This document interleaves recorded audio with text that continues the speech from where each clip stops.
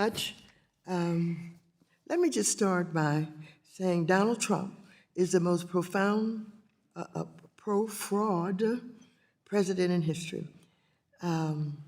He dismantled the CFPB, rolled back protections, and dropped lawsuits against big banks and crypto scammers, making it easier to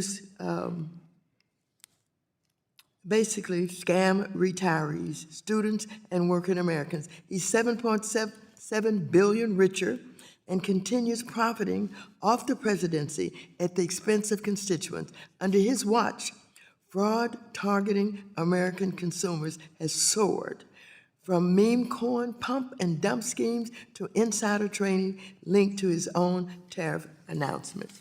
Ms. Sanchez Adams, earlier this year, Trump's CFPB, since he took it over, dropped a lawsuit that the agency previously filed against Zelle, Bank of America, JP Morgan Chase, and Wells Fargo, where they found hundreds of thousands of consumers lost nearly $1 billion through various payment fraud schemes. With reinforcement cases like this being dropped by the Trump administration, how will these harmed consumers get their money back? That's a great question. Thank you for that question. Unfortunately, right now they're relying on their state regulators to pursue that enforcement. So as I mentioned earlier, the New York AG filed suit against Zelle for the same actions, but that's only protecting New Yorkers, and the rest of the country also needs protection. You don't want to hear from your constituents, why aren't you doing anything? New York's doing something, but we're not doing anything. So that would be one answer, is that we need more protection by the CFPB, more enforcement instead of drop suits. Well, let me just say that this hearing is a sham. Committee Republicans are defunding the very agencies designed to protect consumers and oversee the financial system. Just 2 months ago, Republicans voted to eliminate half of the CFPB's budget. You heard all that discussion this morning, all while rejecting every attempt by Democrats to rein in Trump's crypto fraud. Instead of protecting consumers, committee Republicans have chosen to enable scams and defend Trump's fraud-first agenda. What can we expect further from the CFPB that has now been reduced to practically nothing with all of the layoffs and firings, et cetera, et cetera? What can we expect them to do? How much more harm can they rain on the American people? Thank you for that question.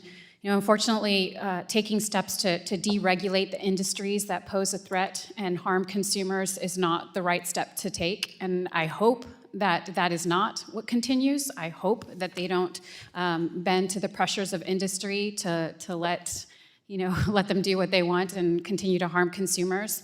I hope that they do continue to enforce laws, and I hope that they continue to do supervision like they're supposed to do, instead of weakening their efforts to protect consumers.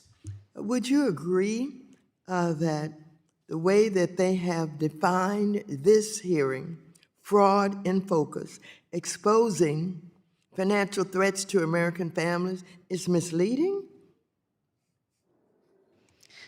I hope that we are taking steps to protect families against fraud and not just paying lip service. And so having a hearing like this, where the opposite side of the aisle is talking about fraud in focus, again, exposing financial threats to American families, do you think that based on some of the comments that I have made about the Consumer Financial Protection Bureau and others, I was one of the ones sitting on the conference committee of Dodd-Frank reform when we actually got some protection from consumers with the CFPB. Do you think that I at all miss somehow defining correctly what has happened to the CFPB? No, I think it's accurate that they are not doing the job that they were ordered by Congress to do. They're not currently protecting consumers against harm. Is there anything that you think they can say to deny anything that I have said? No, I just hope that Congress restores their funding and they hire their employees back so that they can get back to doing their job. Thank you very much. I yield back.